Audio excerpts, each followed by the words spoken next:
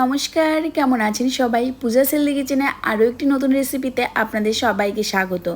আজকে আমি আপনাদের সাথে শেয়ার করব একদম ঘরোয়াভাবে পিৎজার রেসিপি। খুব সহজ আর খুব তাড়াতাড়ি হয়ে যায়। তো চলুন ভিডিওতে দেখা যাক।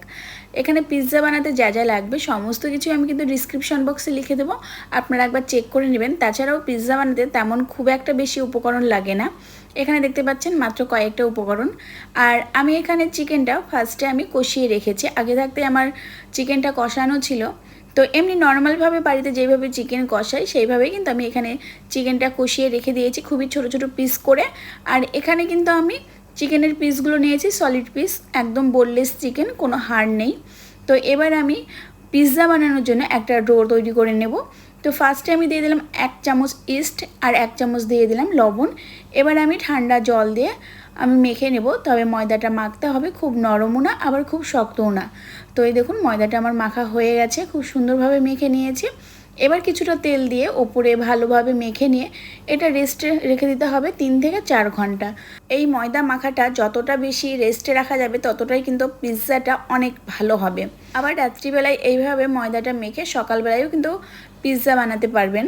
তো আমি এখানে 1 থেকে 1.5 ঘন্টা রেখেছিলাম, বেশিক্ষণ রেখেছিলাম না, কারণ ছেলেমেয়েরা অনেকক্ষণ ধরে বায়না ধরছিল যে পিৎজা খাবে। তার জন্য আমি খুব তাড়াতাড়ি এই ময়দাটা নিয়ে নিয়েছি, মানে আমি বেশিক্ষণ রেস্টে রাখতে পারিনি। 1 থেকে 1.5 ঘন্টা পর আবার আমি ময়দাটা খুব ভালোভাবে মেখে নিলাম, অনেকটাই নরম হয়ে গেছে, সফট হয়ে গেছে। তো আমি দুটো পিৎজা তৈরি করব, তার জন্য আমি দুটো ডো কেটে নিয়েছি। আর প্রথমে একটা থালে আমি ভালোভাবে একটু তেল ব্রাশ করে নিলাম।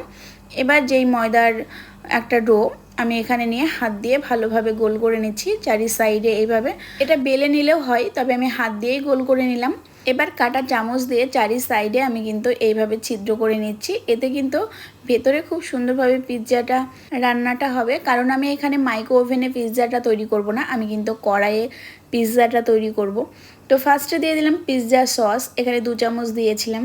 তারপরে আমি এখানে দিয়ে দিলাম ক্যাপসিকাম, আমি 2 রকমের ক্যাপসিকাম নিয়েছিলাম, একটা ছিল হলুদ আর একটা ছিল সবুজ। তো দুটোই মিক্স করে দিয়ে দিয়েছি। এবার দিয়ে দিলাম টমেটোর পর আমি দিয়ে দিলাম পেঁয়াজের পাপড়ি, একদম কিন্তু পাতলা পাতলা করে কেটে নিয়েছিলাম। আপনারা এখানে কিন্তু আপনাদের ইচ্ছে মতো সাজাতে পারেন, মানে এর মধ্যে আরও কিছু অ্যাড করতে পারেন, যেমন গাজর, তারপরে কর্ন, অনেক কিছুই অ্যাড করা যায়। তো আমি বেশি কিছু দিলাম না, মানে আমার ঘরে যেগুলো ছিল সেইগুলোই আমি দিয়ে আজকে পিৎজাটা তৈরি করছি। তারপরে দিয়ে দিলাম একটু মিউনিসটা দিয়ে দিলাম 2 থেকে 3 চামচ মতো। আমি জানি না এটা দেয় কিনা, তবে আমি নিজের ইচ্ছে থেকে দিয়েছি। তারপরে দিয়ে দিলাম একদম ছোট ছোট করে চিজের টুকরো। তারপরে যে চিকেনটা কষানো ছিল সেটা দিয়ে আমি ভালোভাবে সাজিয়ে নিচ্ছি। তবে আমি এর আগে কিন্তু কোনোদিন পিৎজা তৈরি করিনি, আজকে কিন্তু ফার্স্ট টাইম তৈরি করলাম। আর এই পিৎজাটা এত টেস্টি হয়েছিল আমি ভাবতেও পারিনি যে ফার্স্ট টাইম তৈরি করে কিন্তু এতটা টেস্টি হবে। তারপরে সমস্ত কিছু সাজিয়ে আমি ওপর থেকে আবার চিজ গ্রেট করে দিলাম। তারপরে একটু দিয়ে দিলাম অরিগানো আর দিয়ে দিলাম চিলি ফ্লেক্স। কড়াইতে লবণ গরম করে তার উপর একটা স্ট্যান্ড দিয়ে আমি এই থালাটা বসিয়ে দিলাম। আর একদম মিডিয়াম আঁচে কিন্তু আমি ফার্স্টে 15 মিনিট লাগবো, তারপরে কিন্তু আমি দেখে নেব কতটা হয়েছে। তো 15 মিনিট পর পিৎজাটা কিন্তু অনেকটাই হয়ে এসেছে। আর আমি যখন পিৎজাটা তৈরি করছিলাম তখন কিন্তু আমি একদম থালার মাঝখানে রেখেছিলাম, চারি সাইডে আমি ফাঁকা রেখেছিলাম, কারণ এটা ফুলে অনেকটা হয়ে যাবে, তার জন্য আমি মাঝখানে পিৎজাটা তৈরি করেছিলাম। দেখুন এখন ফুলে কিন্তু পুরো থালাটা ভর্তি হয়ে গেছে।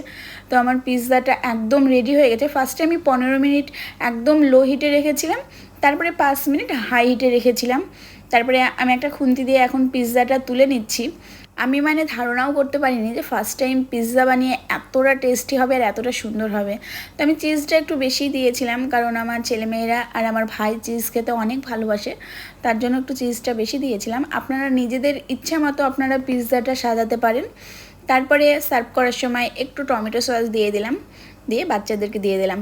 সত্যি বলছি ওরা এতটা খুশি হয়েছে যে বাড়িতে এত সুন্দরভাবে পিৎজা তৈরি করেছি, একদম সেম টু সেম দোকানের মতো। দোকানের থেকে অনেকটাই ভালো হয়েছিল, কারণ অনেক জিনিস বেশি কিছু দিয়েছিলাম তার জন্য। তো কেমন লাগলো কমেন্ট করে জানাবেন। আজকের ভিডিওটা এখানেই শেষ করলাম।